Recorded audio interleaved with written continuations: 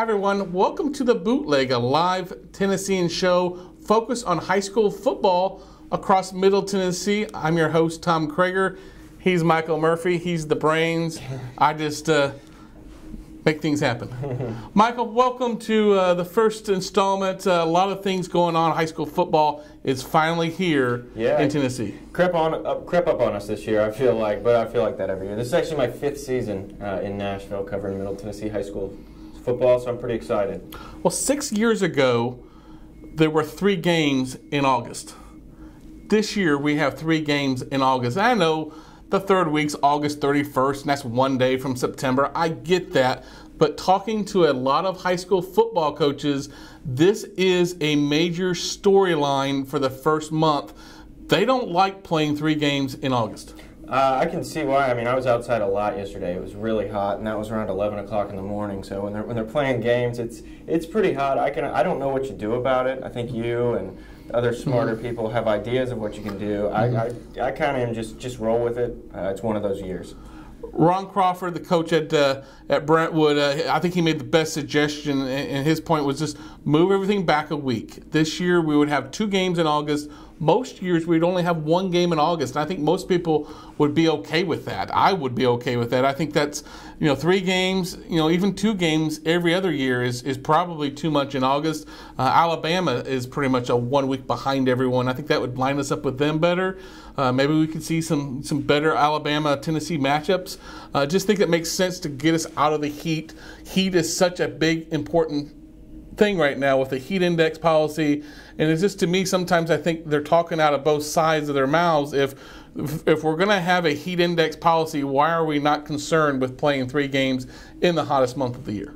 And the way it lines up this year, we're going to only have 1 day of Blue Cross Bowls in December. So the season's going to be over by December 1st. I don't see why we couldn't push things back a week. Yes. Moving on, we come out, the last 3 years, we've come out with a rankings of all the teams in the Nashville area. It's a fun project. A lot of people say, oh, it's just whatever, just preseason rankings. We have some fun with it. It's 1 to 129 right now. Yep. Probably next year we'll add some schools, maybe 1 to 30. But 1 to 129, Oakland, I think, was the easy choice for number 1.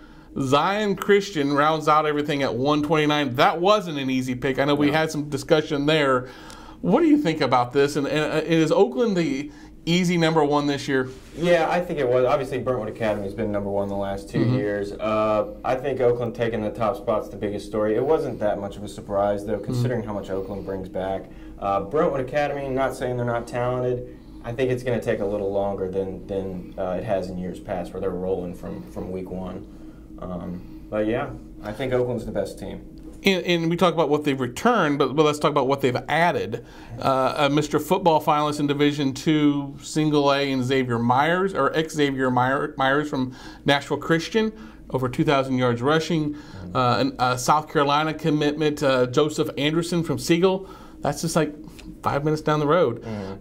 So those are 2 big prospects, 2 big pieces of the puzzle that they added.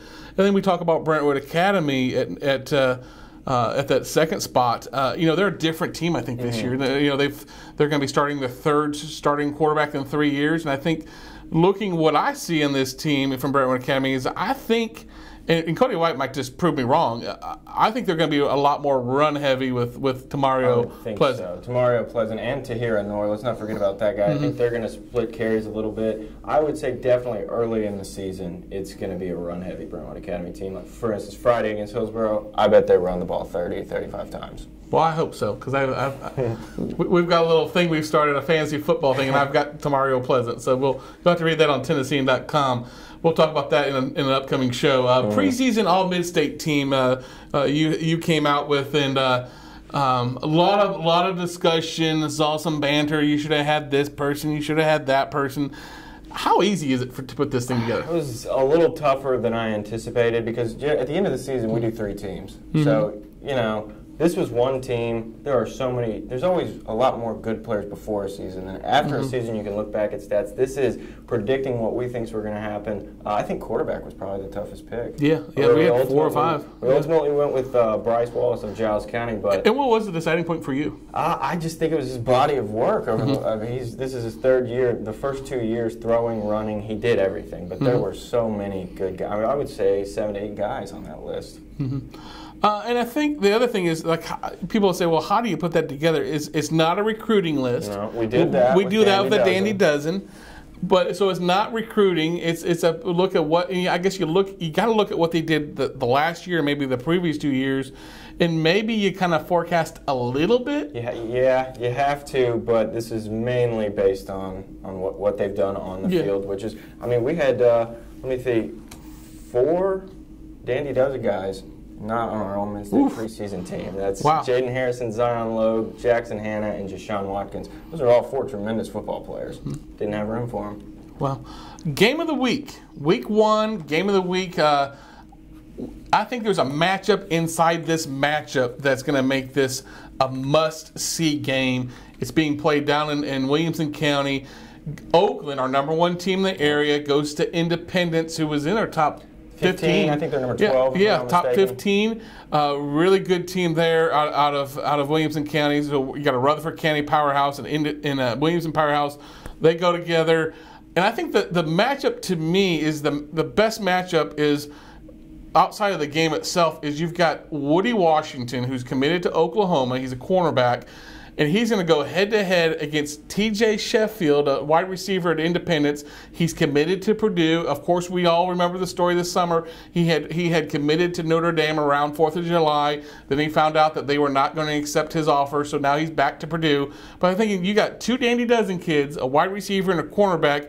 I want to see, can Nathan Sisko get the ball to T.J. Sheffield, or is Woody Washington going to start the season with a couple picks? Well, I know the battle on the outside is what everybody's talking about. That's not going to matter unless Indy takes care of business on the inside. And by that I mean their offensive line has got to protect, because Oakland, I think, probably has the strongest defensive line in the state. I mean, Christian Cantrell, Tacoy Randolph, Joseph Anderson, Aaron Moore. If Indy's offensive line can't keep Nathan Sisko upright, it's going to be a long night just like it was last year. A lot of picks, a lot of sacks. I think that's the battle I'm watching. Joseph Anderson, he didn't play in the Jamboree. He's been bothered with an ankle sprain that happened outside of training outside of Oakland. Hopefully he'll be able to play. Didn't look good at one point. I think it's looking a little bit better now. But I'm like you. If they get pressure on Nathan Sisko, he looked really good, I thought, in the Jamboree against Laverne. But folks, Oakland is not. Oakland is a lot better than Laverne, especially up front. And that pressure is going to make a guy like Woody look even better, because your passes may not be as good as you want with as much pressure as they can put forth. Another game, a game you're going to. Yep. We'll have Cecil Joyce with the Daily News Journal covering that game for us. The game you're going to be going to is a very interesting game that got even more intriguing this week. FRA at Davidson Academy. Yeah, 2 relatively small private schools, 5 FBS commitments among them. The 5th one, just actually, Timon Mitchell from FRA just committed to Georgia not very long ago. There's going to be a lot of talent on the field. I think it's, for FRA, I think it's going to be pick your poison on defense. We saw this a lot last year. If you load up the box to stop DeJuan Hewitt of Davidson Academy, Stone Norton will throw you over the top. And if you line up to stop the pass, Hewitt will have a field day. So let's go through this list. At FRA, you've got Timon Mitchell going to Georgia. Yep. Lance Wilhoit, receivers, going to Oregon. And, of course, Timon's a defensive tackle for the Panthers. At Davidson Academy, you've got Stone Norton, quarterback. He's going to FIU. And running back, you've got DeJuan Hewitt, Purdue. And then the last one, and I can't pronounce his name, so you can tell me. Ani Izuchukwu.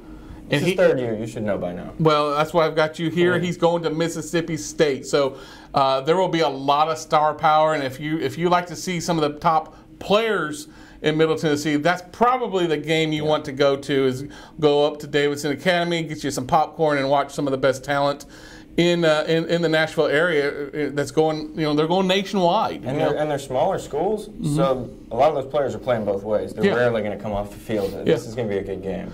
Another one, Springfield at Gallatin at Springfield.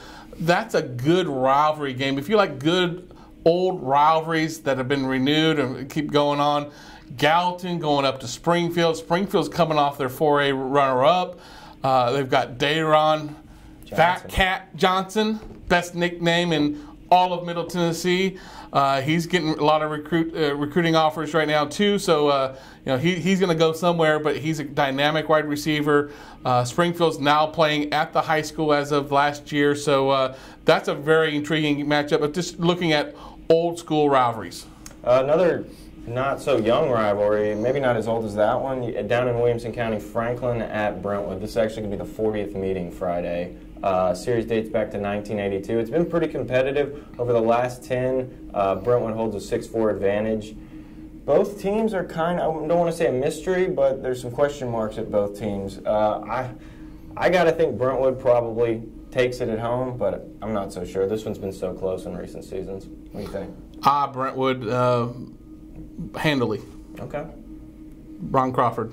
Okay, Ron Avery Crawford. Williams. That's all he had to say. And Chase Bishop. So, well, folks, do some housekeeping things here. We're going to be going live every week, Tuesdays at 7 p.m. Going to be doing the bootleg here. If we're going to be talking high school football every week. It's going to be live on Facebook, Tennessean.com. Check us out every week, 7 p.m. He knows everything. I'm just here for the ride. Michael Murphy, Tom Krager, thanks for joining in. We'll see you next week.